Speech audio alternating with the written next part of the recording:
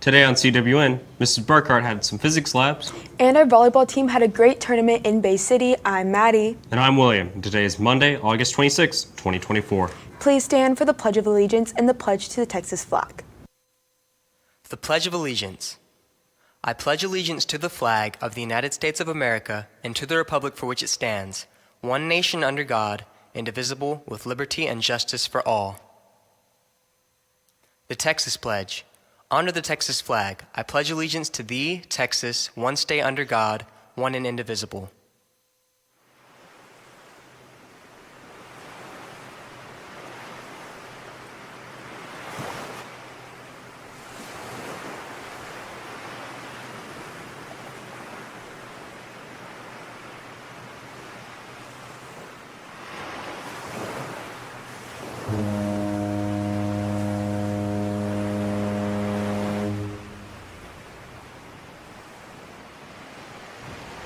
Hunter stopped by Mrs. Burkhart's class to see what their demo lab was about. He learned a little bit about the first law of thermodynamics. Let's take a look at some of their tools.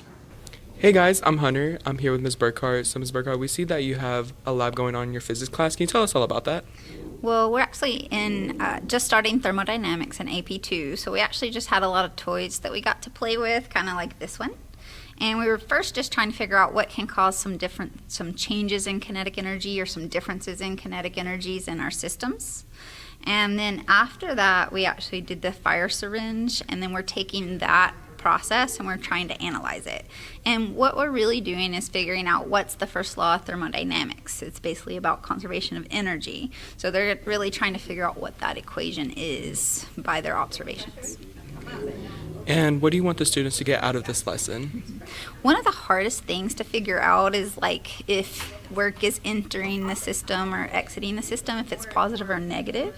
And then also the same thing with heat, because we really have sign errors that can cause problems. So I'm hoping after this they'll get that really solidified so they do well on their problems. All right, thank you so much, Ms. Burkhart. That's it from us. Now back to the studio. Brandon was able to follow up with Mrs. Burkhart about another physics lab she conducted, what's in the box, and how they will use science to find answers. Good morning, Wildcats. My name is Brandon, and I'm here with Ms. Burkhart. So, Ms. Burkhart, I heard you all having a lab for fourth period. Can you tell me more about that?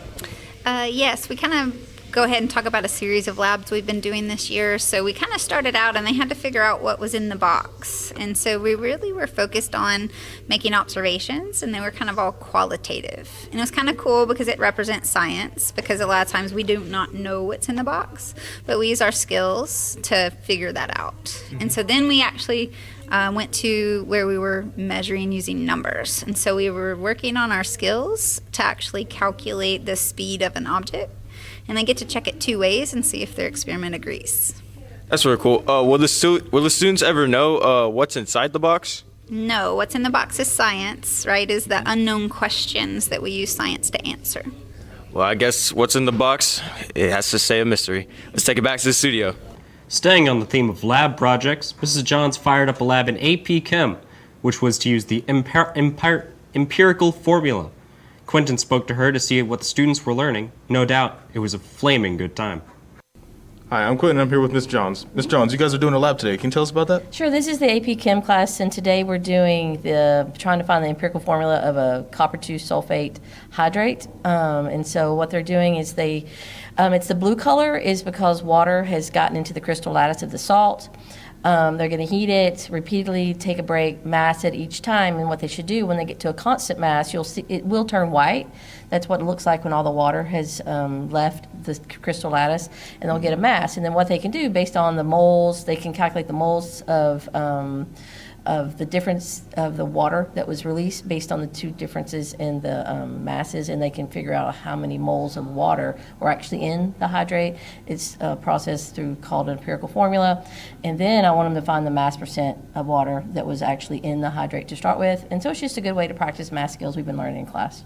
Mm-hmm. And you said these change colors? Yeah, it'll start blue. So that's what happens when the copper 2 sulfate has water within the crystal lattice. It's blue, but as you heat it, But basically what you're doing, it's like what happens to water when you heat it up? It turns into steam, right? So as they heat it up, it's going to steam. It's going to leave the actual salt, and what's left behind is that white. It's a different texture and everything, but it's a white. It's called an anhydrous, anhydrous copper 2 sulfate, and that's what they're looking for. They don't want, and if they heat it too much, they'll make copper 2 oxide, which actually is not very good for us. So we got to be real careful. That's why they have to waft it, because direct heat will decompose the copper 2 sulfate, and we don't want that.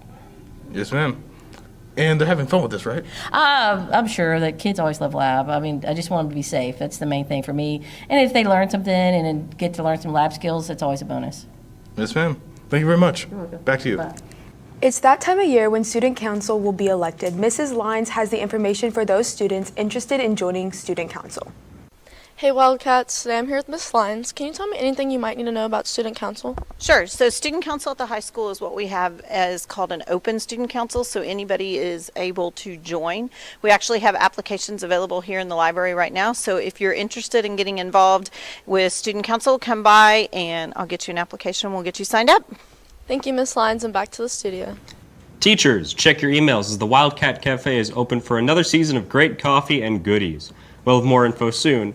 Also, the challenge team will have their first practice this Thursday, August 29th from 4 to 5 p.m. in room 213. The Robotics Club is looking for new members. Do you like working with a team to complete technical challenges? Do you like building robots, or programming? Are you creative and a good problem solver? Then this is for you.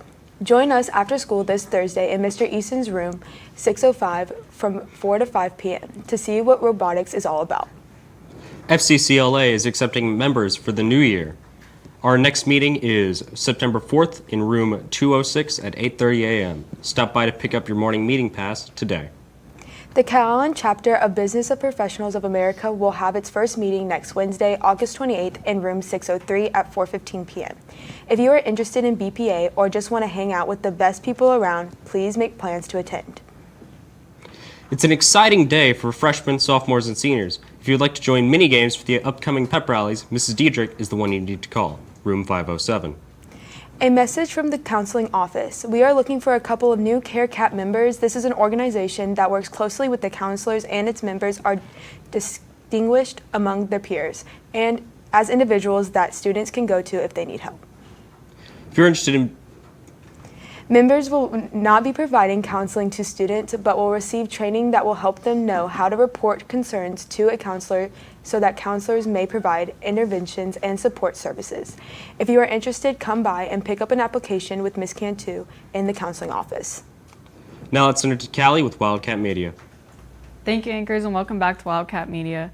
Volleyball had a great time at their tournament this weekend, but had an even better time messing around with Coach Pettis with the latest TikTok trend. So make sure to go check that out on Instagram at TexasVBI. Now that's all for media. Back to the anchors. Thank you, Callie. And now let's send it to Maddie with the rundown on sports right after this quick break.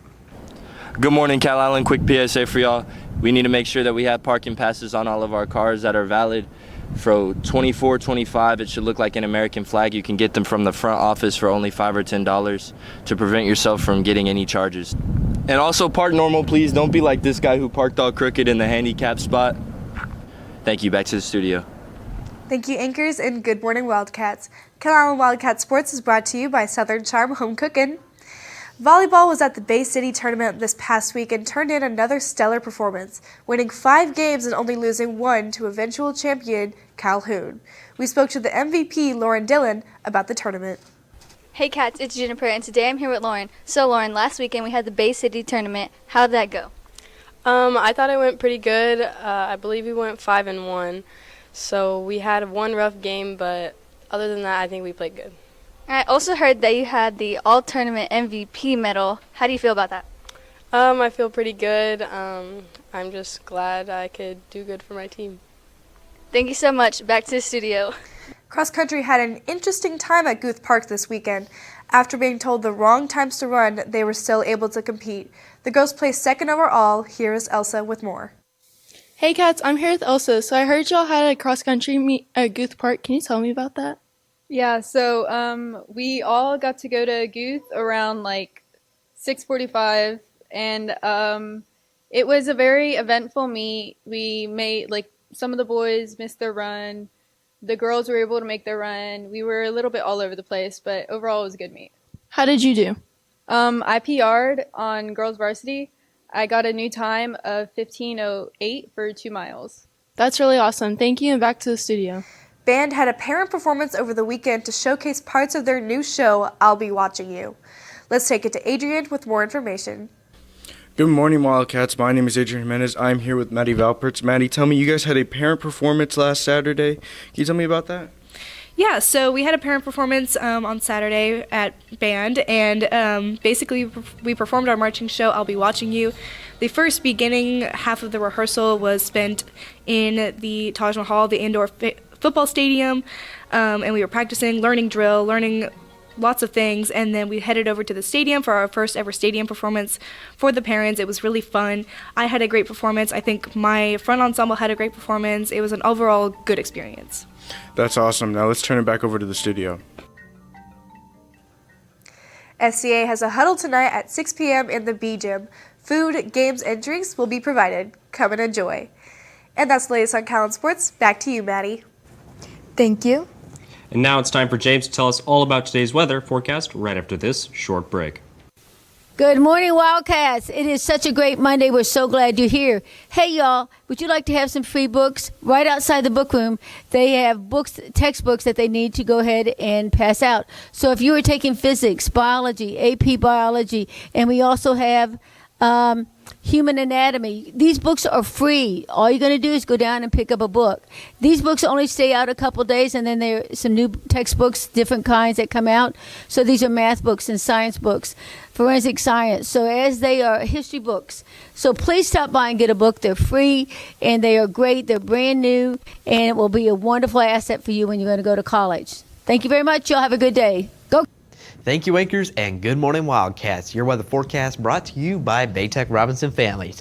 Happy Monday, everybody. We are finally out of the extreme heat that we have been seeing the past few weeks. Currently, we are already at the high temperature for the day, and it's not even 90, right at about 89 degrees, with that heat index at just under 100.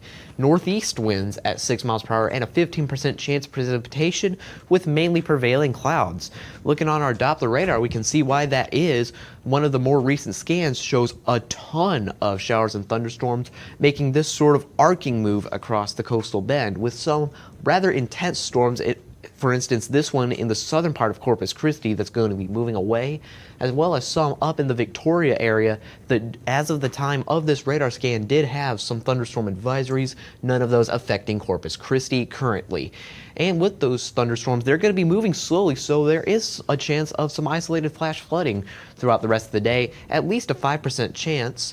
And remember, the main thing to do when you're under a flash flood warning is to make sure to watch for flooded roadways or areas. Never drive or walk through them. Water just this deep that's moving at 10 miles an hour will sweep you off your feet or carry your car away. Looking throughout the rest of the day, those thunderstorms are going to be most prevalent at about 2 p.m. with a 65% chance of storms, and those storms widespread in nature, with the temperature dropping into the low 80s and the heat index all the way down to 88 degrees. By 6 p.m., those temperatures will be back up to 87 and 95, and then drop once again heading into 10 p.m. with those chances of rain returning to about 15%, and those winds remaining generally out of the east, only about 9 to 10 miles per hour. And looking throughout the rest of the week, those thunderstorm chances continue. Tomorrow, 93 and 103, so a little bit more sunshine with some isolated thunderstorms possible in the PM hours. And then Wednesday and Thursday, scattered thunderstorms will be the prevailing mode, particularly in the morning, with 50% chances of thunderstorms on both Wednesday and Thursday, and 30% tomorrow, with those east 10 to 15 mile per hour winds, at least keeping the warmer parts of the days a little bit cooler. With that, let's take it back to the anchors. Thank you, James. And that's all your announcements for today, but now it's time for your joke of the day. So guys, what kind of car does an egg drive? I don't know, William. What kind? A Yolkswagen.